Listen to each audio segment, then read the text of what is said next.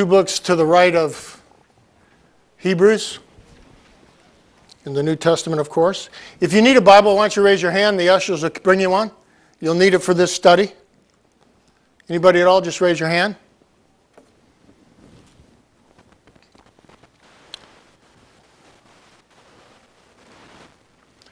Powerful book so far, huh? Some awesome lessons.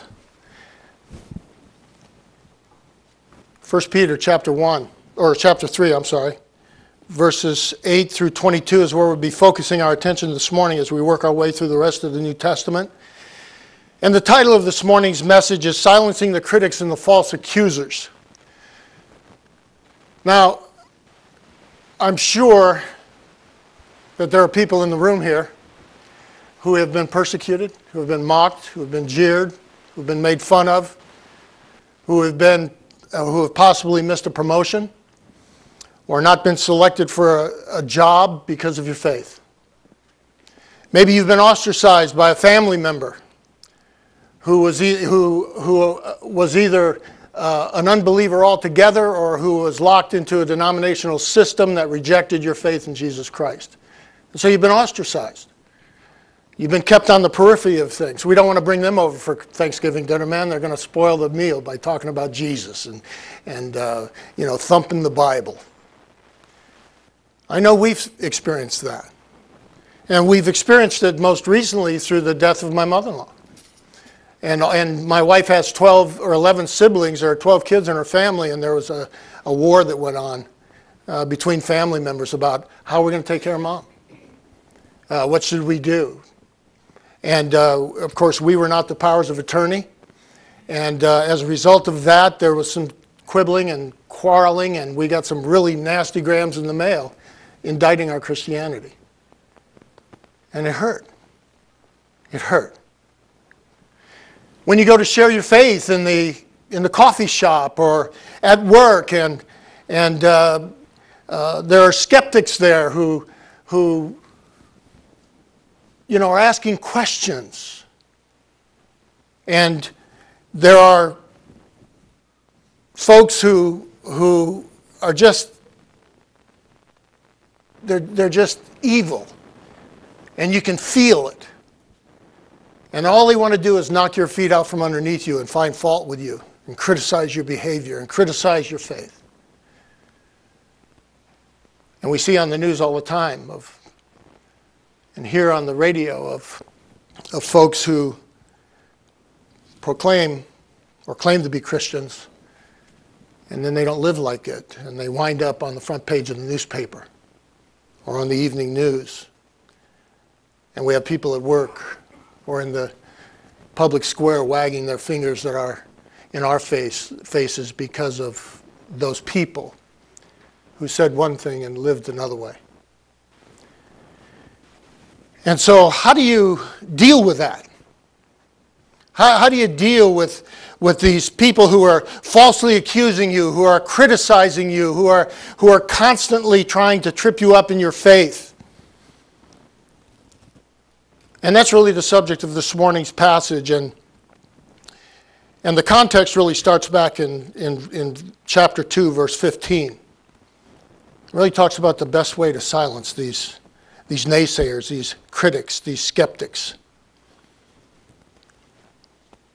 1 Peter 2:15, for this is the will of God, that by doing good you may put to silence the ignorance of foolish men. It's by living a life that's worthy of your profession of faith in Jesus Christ. It's about walking in the Spirit.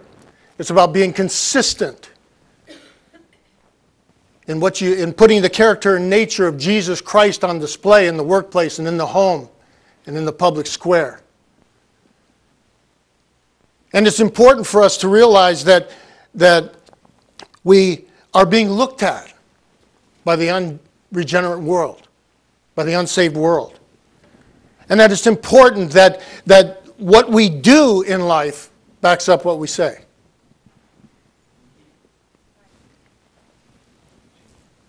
And so that when those critics come, when the persecutors come, when the skeptics come, or when you're falsely accused for doing something that you didn't do, you can stand confident and assured before God and before man that, hey, I'm doing the right thing. And so it's not unusual that we should suffer for doing good in this world. Jesus said, the world hates me. And if they hated me, they're going to hate you too. And that the life of tribulation and afflictions, many are the afflictions of the righteous, but God will deliver us from them all, right? And so it's not that we're going to be without problems, without tribulation, without trials, without people falsely accusing us, without having to confront critics and naysayers and the unbelievers and those who attack our faith in Christ. But it's how we respond in the midst of all of those things that's important. And so we saw already in the book of 1 Peter that we're to live holy lives before the Lord. That we saw last week that we're to have exemplary marriages. So that when people look at our marriages, when they look at our lives, they see Jesus. They see something that they don't have. As I've mentioned before, the word holiness, its root word is different. Different, that we're different, that our lifestyles are different, that our marriages are different, that our behavior is different, that our speech is different than the rest of the world. And I would ask all of us this morning to examine ourselves as we go through this passage. Am I different than everybody else who's out there in the world who doesn't know the Lord? Is there a difference? Is there something in my behavior, my speech, the way that I carry myself, that they would say there's something unusual, there's something peculiar, there's something good about that person?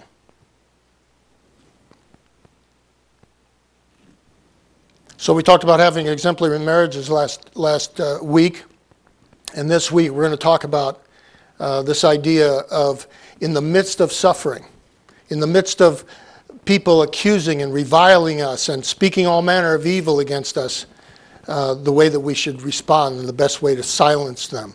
So let's read the passage, and then we'll walk through the passage verse by verse and talk about exactly what's being said here.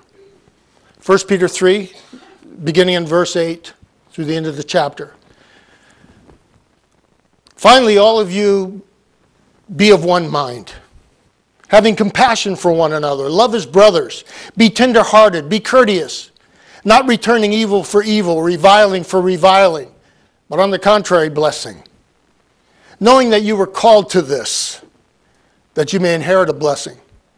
For he who would love life and see good days, let him refrain his tongue from evil and his lips from speaking deceit. Let him turn away from evil and do good. Let him seek peace and pursue it. For the eyes of the Lord are on the righteous, and his ears are open to their prayers. But the face of the Lord is against those who do evil. And who is he who will harm you if you become followers of what is good? But even if you should suffer for righteousness' sake, you're blessed. And don't be afraid of their threats, nor be troubled. But sanctify the Lord in your hearts, and always be ready to give a defense to anyone or everyone who asks you a reason for the hope that is in you with meekness and fear, having a good conscience, that when they defame you as evildoers, those who revile your good conduct in Christ may be ashamed.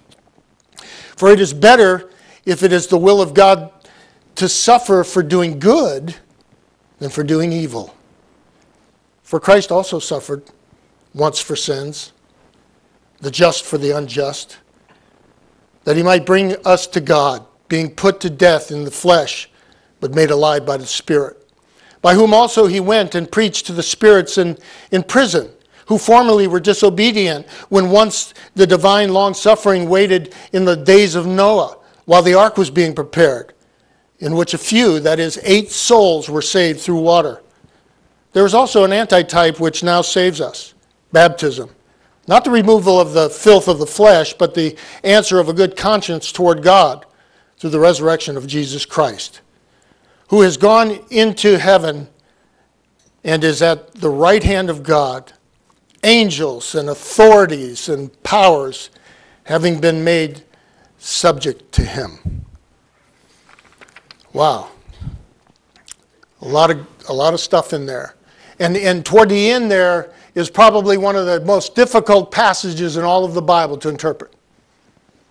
And so we'll do our best as we walk through it to bring a proper interpretation to it.